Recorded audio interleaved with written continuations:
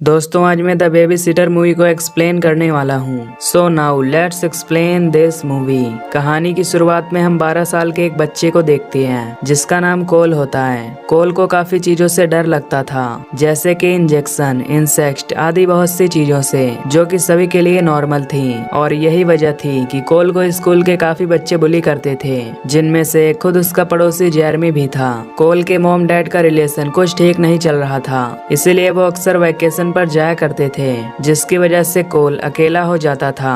और इसीलिए उसके पेरेंट्स ने कोल के लिए एक बेबी सिटर ढूंढ रखा था जिसका नाम बी था। बी और कोल काफी अच्छे दोस्त थे, लेकिन बी के अलावा कोल की एक अच्छी क्लास फ्रेंड भी थी जिसका नाम मेलेनी था, और वो भी उसकी पड़ोसी थी। अब ऐसे ही एक बार कोल के पेरेंट्स बाहर जा रहे थे और बी को कोल का ख्याल रखना था। अगले दिन जब कोल स्कूल जा रहा था तो मेलेनी उससे कहती है कि बेबी सिटर रात में बच्चों को सुलाकर अपने बॉयफ्रेंड या गर्लफ्रेंड को घर बुलाती हैं ताकि उनके साथ फिजिकल एंजॉय कर सकें। इस बात पर कोल डिसाइड करता है कि आज रात वो जग कर बी पर नजर रखेगा। अब कोल बेबी सिटर को काफी लाइक करता था, इसलिए वो नहीं चाहता था कि कोई दूसरा आकर उसके साथ रिलेशन बनाए। अब घर आने के बाद कोल बी के साथ खेलता है और उसके साथ डांस करता है। अब ये दोनों साथ में डिनर करके मूवी देखते हैं। फिर जब रात के 11 बज जाते हैं तो कोल के सोने का टाइम आ जाता है। तभी सोने से पहले कोल मेलेनी से चैट करता है। मेलेनी उसे याद दिलाती है कि आज रात तुम्हें नीचे जाकर उस पर नजर रखना है, क्योंकि तुम्हारे सोने के बाद ही वो ये सब करेगी। तभी बी कोल को पीने के लिए ड्रिंक देती है जिससे उसे नींद आ जाए, लेकिन कोल उस ड्रिंक को नहीं पीता और फेंक देता है और सोने का नाटक करता है। अब जैसे ही बी उसके कमरे से बाहर जाती है तो कोल भी उसके पीछे पीछे जाने लगता है। तभी कोल देखता है कि बी ने वहाँ कुछ स्ट्रेंजर्स को बुलाया हुआ है और वो सभी ट्रूथ एंड डेयर गेम खेल रहे थे। इन स्ट्रेंजर्स का नाम था सोनिया, मैक्स, एलिसन, जॉन और सैमुअल। अब यहाँ बी को एक डेयर करना पड़ता है जिसमें उसे सभी लोगों को किस करना था।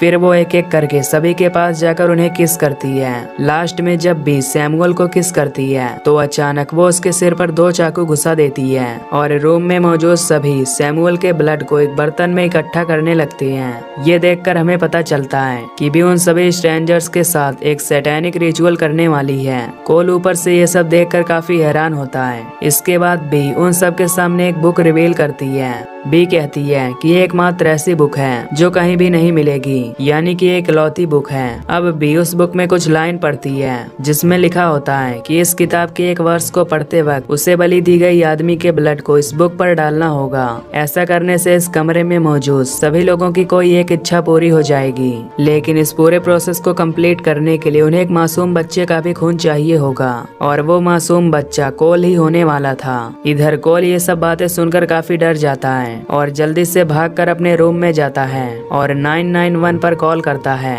और फिर वहीं सोने का नाटक करने लगता है। कुछ देर बाद वहां बी अपने दोस्तों के साथ आती है और एक इंजेक्शन के जरिए कोल का कुछ ब्लड बाहर निकालती है।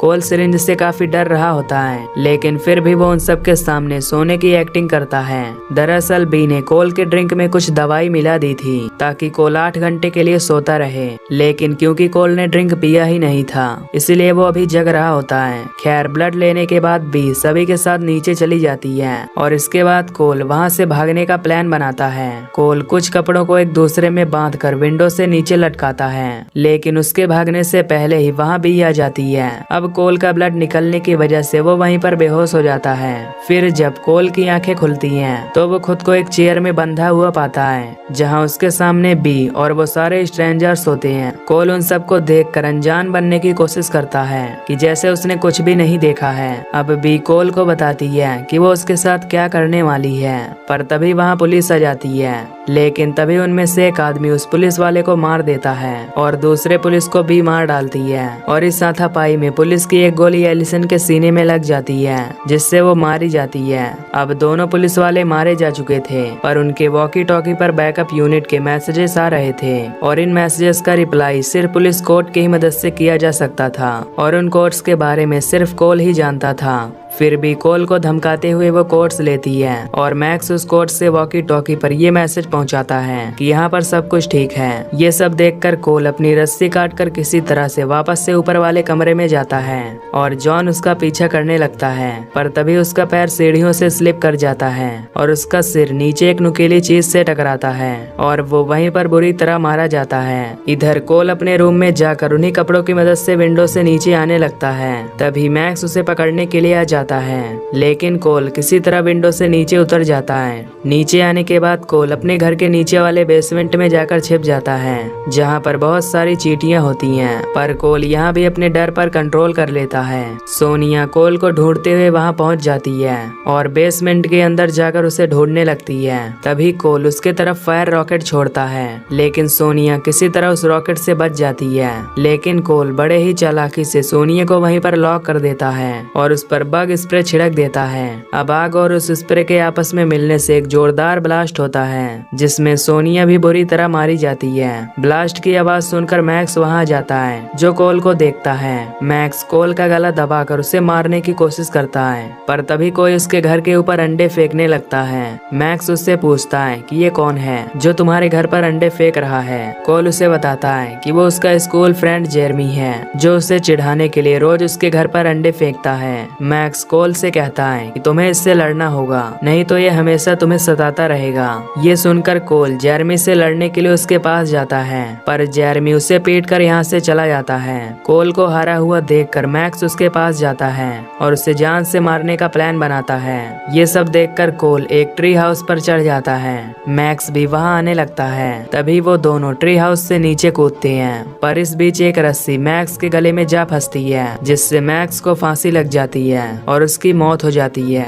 तभी भी उस पर शॉटगन से गोली चलाने लगती है। कोल वहाँ से भागता हुआ अपनी पड़ोसी मेलनी के घर पहुँचता है। वहाँ पहुंचकर वो उससे तुरंत पुलिस के पास कॉल करने के लिए कहता है। तभी वहाँ बी भी आ जाती है, जो कोल को ढूंढने लगती है। कोल और मेलनी बी से बचकर एक किनारे छिप जाते हैं। यहाँ कोल मेलनी को अपने दिल की बात बताता है। मेलनी भी कोल को लाइक करती थी, इसीलिए कोल उसे बचाने के लिए वहाँ से बाहर चला जाता है। बाहर जाकर कोल बी से चिल्लाकर कहता है कि मैं यहाँ हूँ। ये कहकर कोल वहाँ से भागता हुआ अपने घर आ जाता है। घर के अंदर कोल को एलिसन मरी हुई दिखाई देती है। साथ ही उसे टेबल पर वो रिचुअल बुक भी मिल जाती है, जिसे लेकर कोल उसे पढ़ने लगता है। तभी एलिसन अचानक से उठ जाती है और कोल पर हमला करने लगती है। कोल किचन में रखे चाकू को ढूंढने लगता है, पर वो चाकू एलिसन के पास थी। अब एलिसन उस चाकू से कोल पर अटैक करने के लिए बढ़ती है, पर तभी वहाँ बी आकर उसके सिर को गन से उड़ा देती है। अब बी कोल को पकड़ने के लिए उसकी तरफ बढ़ने लगती है, लेकिन कोल बी की रिचुअल बुक को उठाकर उसे जला डालने की धमकी देता है। अब क्योंकि ये बुक सिंगल थी, इसीलिए बी कोल को न मारने के लिए तैयार हो जाती है। फिर कोल बी से पूछता है कि तुम मुझे क्यों मारना चाहती हो। इस पर बी कहती है कि उसने रिचुअल के समय शैतान को एक बच्चे की बलि देने का वादा किया है, जिसके बदले में उसे वो सब कुछ मिलेगा जो उसे चाहिए। यहाँ हमें ये भी पता चलता है कि बी ने इस रिचुअल को पहले भी कई बार कर रखा है और कोल पहला इनोसेंट बच्चा नहीं है जिसको बी ने इस रिचुअल में फंसाया है।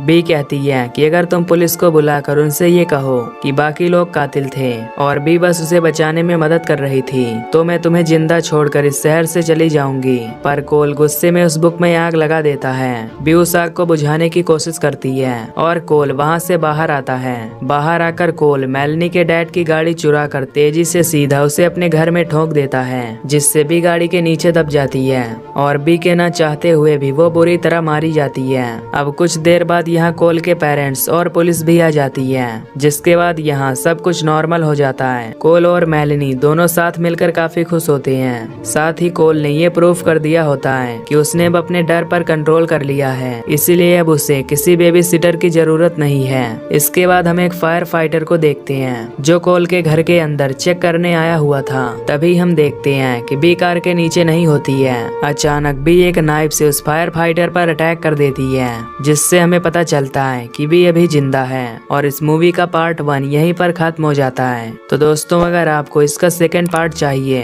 तो कमेंट में जरूर बताना और चैनल को सब्सक्राइब करके बेल नोटिफिकेशन को भी ऑन कर लेना। बाकी मैं मिलूंगा आपसे अगली वीडियो में। Till then take care, love you, bye bye.